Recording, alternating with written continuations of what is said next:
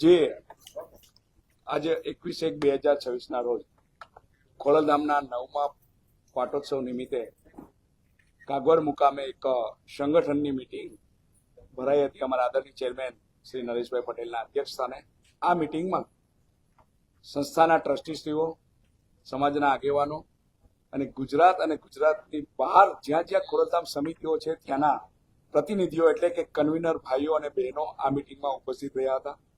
આજની મીટિંગ ખોડલધામ સંગઠન convener meet હતી કે જેમાં ખોડલધામ એક લેવલ સુધી એમના પ્રવૃત્તિઓથી પહોંચી છે અને એમને વધુ મજબૂત બનાવવા માટે સંગઠન ટીમ કેવી રીતે આગળ વધી શકે એ માટેની આજની મીટિંગમાં જે કાંઈ ચર્ચાઓ થઈ છે એ ચર્ચાઓને લઈ અને ખોડલધામ અત્યારે જે વિશ્વ સ્તરે પથરાયેલી છે એથી પણ એક કદમ આગળ જઈ અને ખોડલધામની વિવિધ પ્રવૃત્તિઓ દ્વારા સમાજની સાથે સાથે સમાજ સેવાની સાથે સાથે રાષ્ટ્ર સેવામાં આગળ વધશે।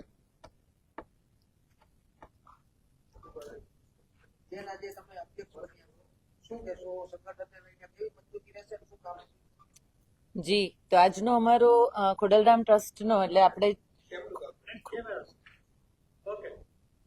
આજે 21મી જાન્યુઆરીએ 9મો પાટોત્સવ હતો અને એ પાટોત્સવના ભાગરૂપે અમારી જે સંગઠનની ટીમ છે, અમે લાસ્ટ 8 થી 9 મહિનાથી અમે મહેનત કરતા હતા અને ઘણા બધા ગામડાઓ સુધી પહોંચ્યા, જિલ્લાઓ સુધી પહોંચ્યા અને આજનો દિવસ અમારા બધા માટે બહુ સારો દિવસ હતો અને એનું કારણ એ હતું કે આજે અમે અમારા જિલ્લા કન્વીનર અને તાલુકા કન્વીનરની જાહેરાત કરવા જઈ રહ્યા હતા।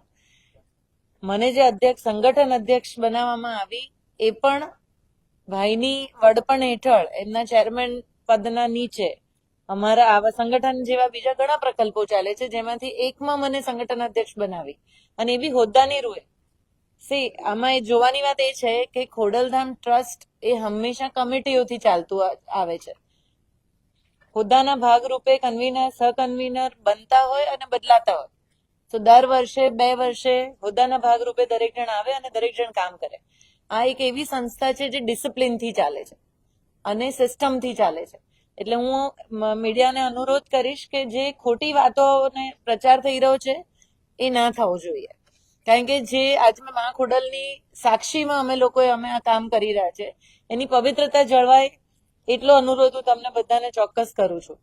બીજી વાત, આજે જેનીબેન ઠુમરને પણ ટ્રસ્ટી બનાવવામાં આવ્યા અને એ બી કેમ, આટલા વખતથી એ પણ અમારી સાથે સંગઠનમાં મહેનત કરે છે।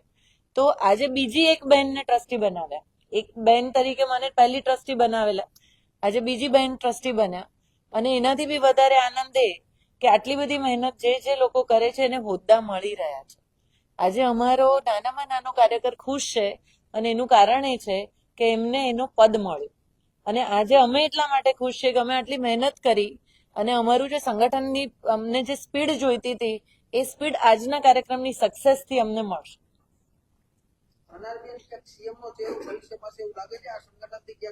આમાં એક વસ્તુ તમને કહું કે આને તમે બીજા રસ્તે લઈ જવાની કોશિશ જ ના કરશો। હું તમારા બધા જોડે અપેક્ષા રાખું છું કે આ કોશિશ ના હોવી જોઈએ। સીએમ બનવું ના બનવું તમારા કે મારા હાથમાં કશું નથી।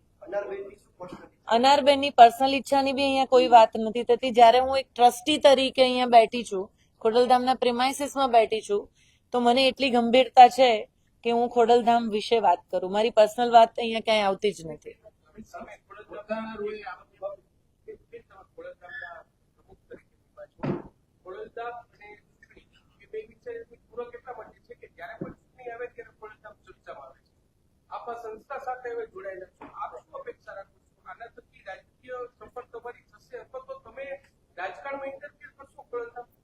આનાથી મને તો એવું ઊંધું દેખાય છે ને, તમે એક વસ્તુ જુઓ કે ખોડલધામ ટ્રસ્ટ તો વર્ષોથી કામ કરે છે, છેલ્લા 9 વર્ષથી કામ કરે છે અને દર વખતે ખોડલધામ લેવા પટેલ સમાજમાંથી કોંગ્રેસ, બીજેપી હોય કે આપ હોય, બધાને ટિકિટો મળે છે, તો સ્વાભાવિક છે કે એ મુદ્દો ઉઠવાનો છે, પણ એનો અર્થ એવો નથી કે કોઈની પાસે ખોડલધામ ટિકિટ માંગવા જાય છે।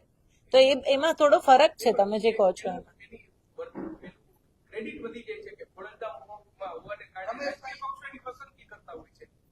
રાજકીય પક્ષોમાં જે છે એ લોકો ખોડલધામમાં આવી અને સભ્ય બને છે, તમે સમજો। પહેલા એવું છે જ નહીં કે અહીંયા ખોડલધામમાંથી ત્યાં ઉપર જવાય છે। રાજકીય પક્ષોમાંથી ઘણા બધા લોકો છે કે જે લોકો ખોડલધામમાં આવી અને સભ્ય બને છે અને સ્વાભાવિક રીતે સક્ષમતા જ્યાં હોય ને ત્યાં બધે હોદ્દો તો મળે છે. બેન, 34 વર્ષથી આપ સેવાકીય પ્રવૃત્તિ સાથે સંકળાયેલા.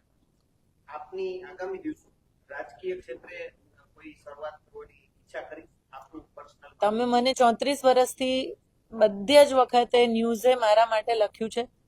કોમન વસ્તુ છે, જ્યારે પણ ઇલેક્શન આવે છે ત્યારે મને તમે ખાલી મીડિયા જ ટિકિટ આપે છે. સાચી વાત છે. પ્રોફાઇલ મારી ક્યારેય બની જ નથી અને મારે માંગવી હોય તો મને આ રસ્તે કે આ રસ્તે જવાની જરૂર દેખાય છે આપ સૌને? હું તમને પૂછું છું, એવું કાંઈ છે જ નહીં. તો મને હું 34 વર્ષથી સેવામાં કરું છું. હું જેટલું બી કામ કરું છું હૃદયથી કરતી હોઉં છું. મારી સંસ્થાઓ જોઈ લો તમે કે હું જ્યાં પણ ક્યાંય બી નાનું મોટું મેં પદ લીધું છે ક્યારેય કોઈ બે વસ્તુ મેં ભેગી નથી કરી અને એ ગંભીરતાથી આટલા વર્ષોથી હું કામ કરી રહી છું. સંગઠનને હવે કઈ રીતે? જો હું તમને એક વસ્તુ કહું કે આ અત્યારે જે વાત કરવી છે ને એ વાત એટલું ચોક્કસ કહીશ કે મને તમારા થકી એક જ વાત જોઈએ છે કે લેવા પટેલ સમાજના નાનામાં નાના ઘર સુધી એટલો મેસેજ જાય કે આ એક એવો સક્ષમ સમાજ છે કે જે તમને તમારા સુધી પહોંચવાની કોશિશ કરી રહ્યો છે. અમને જોઈએ છે કે અમારી નાનામાં નાની વિધવા ત્યક્તા બહેનો, અમારા યુવાનો, અમારા બાળકો જે મોટા થઈ રહ્યા છે, કદાચ જેને અમારા સમાજના હેલ્પની જરૂર છે ને એ હેલ્પ તમારા થકી પહોંચે, બસ એ જ અમારી અપેક્ષા છે. ક્યાં પડકાર માટે સંગઠિત કરવા? હવે તમને સંગઠનની જવાબદારી જી. છે. આપે ભલે લગભગ 30 થી વધારે જિલ્લાની સફર પણ જી, ક્યાં પડકારો? પડકારો સ્વાભાવિક છે કે ગામ અલગ છે, ગોળ અલગ છે, સમજો છો ને? અને અહીંયા તો હું જોઉં છું કે કાઠિયાવાડમાં અટકો પ્રમાણે સમાજો અલગ છે.